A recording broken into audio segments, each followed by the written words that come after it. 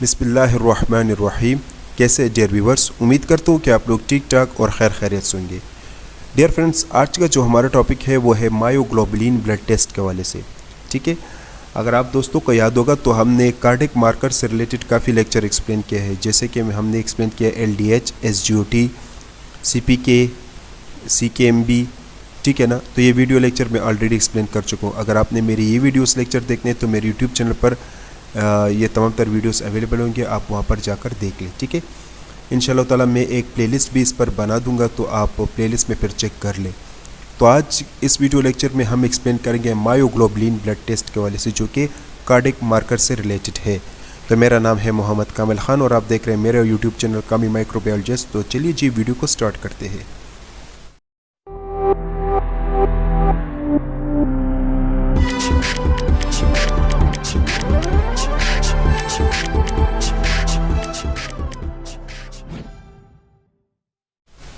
Dear friends, इस video के जो मेन कंटेंट है वो ये है कि सबसे पहले हम ये देखेंगे कि मायोग्लोबुलिन क्या है, इस टेस्ट का मेन मकसद क्या है, रिक्वायरमेंट्स क्या है, प्रोसीजर क्या है, नॉर्मल रेंज क्या है, और जब ये खून में ज़्यादा और कम होते हैं तो कौन सी बीमारियाँ होती है।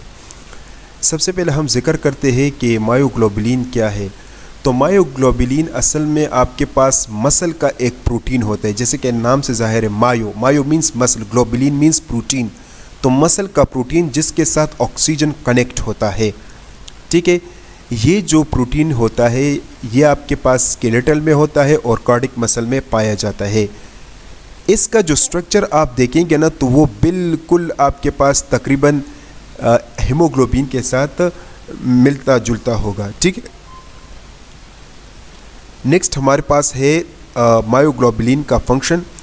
तो डियर व्यूअर्स, ये जो मायोग्लोबुलिन होता है ये ऑक्सीजन को स्टोर करता है और ट्रांसपोर्ट करता है मसल में, और साथ में ये तब यूज़ होता है जब मसल अपना काम करते हैं तो तब इसकी ज़रूरत पड़ती है। ठीक है, इसका जो नॉर्मल रेंज होगा ब्लड में मेल और फीमेल दोनों में, तो वो 25 से 72 नैनोग्राम पर मिलीलीटर, या अगर नैनोमोल पर लीटर की हम बात करें तो वो 1.28 टू 3.67 नैनोमोल पर लीटर होता है। डायग्नोस्टिक पर्पस इस टेस्ट का क्या है, तो इस टेस्ट के ज़रिए हम मायोकार्डियल इन्फार्क्शन या जिसको हार्ट अटैक कहते हैं इस डिज़ीज़ का पता लगाते हैं। इस टेस्ट के ज़रिए हमें पोलियोमायोसाइटिस का पता चलता है कि क्या ये डिज़ीज़ तो नहीं है।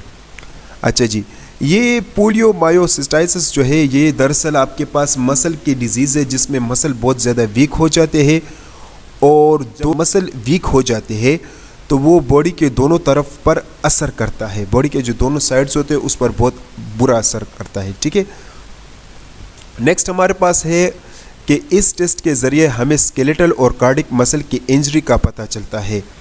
इसके जो अलावा जो है इस टेस्ट के ज़रिए हमें मायोग्लोबुलिन के लेवल का पता चलता है खून में, और इस टेस्ट के ज़रिए हम यानी ट्रीटमेंट यानी जो इलाज प्रोवाइड किया जाता है मायोग्लोबुलिन के लेवल को नॉर्मल लाने के लिए, तो हम वो भी देखते हैं कि क्या वो इलाज कामयाब है या नहीं। तो इस टेस्ट के ज़रिए हमें इसका भी पता चलता है। अब रिक्वायरमेंट क्या है, तो ये टेस्ट जब कभी आप करेंगे तो आपको ब्लड चाहिए सोडियम हेपरिन ट्यूब में, या जिसको हम ग्रीन टॉप कहते हैं, येलो टॉप जिसको हम जेल ट्यूब कहते हैं, और रेड टॉप में हमें ब्लड चाहिए। इसमें से किसी ट्यूब में भी आप ब्लड ले सकते हैं। आपको चाहिए येलो टिप, ब्लू टिप, आपको चाहिए ड्राई इंक्यूबेटर, और साथ में आपको चाहिए सेंट्रीफ्यूज। टेस्ट प्रोसीजर के लिए आपने एडवांस मशीन का इस्तेमाल करना होगा, जैसे कि सेलेक्ट्रा हमारे पास होता है, मेंड्रे हमारे पास होता है, मैग्लोमी हमारे पास होते हैं, मुख्तलिफ कंपनी के मशीन होते हैं, ये एडवांस मशीन होते हैं, फुली ऑटोमेटेड मशीन होते हैं। तो इन मशीन पर इस टेस्ट को ज़्यादातर रन किया जाता है। प्रोसीजर कुछ यूँ है कि सबसे पहले आपने क्या करना है, ब्लड लेना है जेल ट्यूब, रेड टॉप या हेपरिन ट्यूब में, फिर आपने उसको सेंट्रीफ्यूज करके आपने सीरम को जुदा करना है, और आपने सीरम से इस टेस्ट को रन करना है सेलेक्ट्रा या एडवांस मशीन पर। ठीक है, आपके पास फिर वीडियो आ जाएगी। तो एडवांस मशीन पर टेस्ट रन करना कोई मुश्किल बात नहीं है, बहुत इजी तरीके से ये रन किया जाता है फुली ऑटोमेटेड मशीन पर। ठीक है, अच्छा अब हम वजह मालूम करते हैं कि ये मायोग्लोबुलिन खून में ज़्यादा कब होता है। तो जब मायोकार्डियल इन्फार्क्शन हो, ठीक है, यानी हार्ट अटैक हो, तो उस दौरान फिर इसका लेवल ज़्यादा आता है। इसके अलावा स्ट्रीनियस एक्सरसाइज मतलब जब कंटिन्यूसली एक्सरसाइज किया जाए और उसमें रेस्ट ना किया जाए तो ज़ाहिर है इस वजह से भी मायोग्लोबुलिन का लेवल ज़्यादा आता है। अगर गुर्दे ख़राब हो जाए, मसल इंजरी, रोबेडोमायोलाइसिस, वही बात जो कि मैंने पिछली वीडियो में भी एक्सप्लेन किया था, यानी जब मसल आपके पास स्केलेटल मसल से जुदा हो जाए और ये आपके पास कोई हाई इंटेंसिटी ऑफ एक्सरसाइज की वजह से, तो उसकी वजह से जो कंडीशन क्रिएट होता है उसको हम कहते हैं रोबेडोमायोलाइसिस।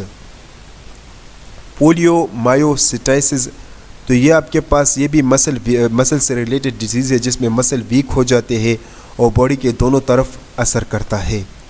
इसके अलावा जो है सवेयर बर्न, अगर कोई जल जाए। इसके अलावा जो है सिस्टेमिक ल्यूपस एरिथ्रोमेटस, तो डियर व्यूअर्स ये भी आपके पास एक डिज़ीज़ होता है। तो इस डिज़ीज़ में भी क्या होता है, आपके पास खून में मायोग्लोबुलिन का लेवल ज़्यादा आता है। नेक्स्ट आपके पास है लो मायोग्लोबुलिन काजेज़। तो ऐसे कौन से कंडीशंस होते हैं जिसकी वजह से मायोग्लोबुलिन का लेवल खून में कम आता है, तो वो है muscle atrophy. Muscle atrophy means जब मसल आपके पास डी अटैच हो जाए स्केलेटल से और वो अपना काम फिर नहीं करता। हाइपोथायरॉयडिज्म, जब थायराइड ग्लैंड से हार्मोन कम निकलता है। सेवियर मालन्यूट्रिशन, अगर खुराक की शदीद किल्लत हो तो इस वजह से आपके पास क्या होता है, मायोग्लोबुलिन का लेवल खून में कम आता है। तो this is all about the myoglobulin. बहुत बहुत शुक्रिया वीडियो देखने का। अगर वीडियो पसंद आया है तो इसको लाइक कीजिएगा, शेयर कीजिएगा और चैनल को सब्सक्राइब कीजिएगा। जहन में कोई भी सवाल है तो नीचे कमेंट सेक्शन में करें ताकि मैं आपको जवाब दे सकूं। तब तक के लिए इतना ही, अपना ख्याल रखिएगा। अल्लाह।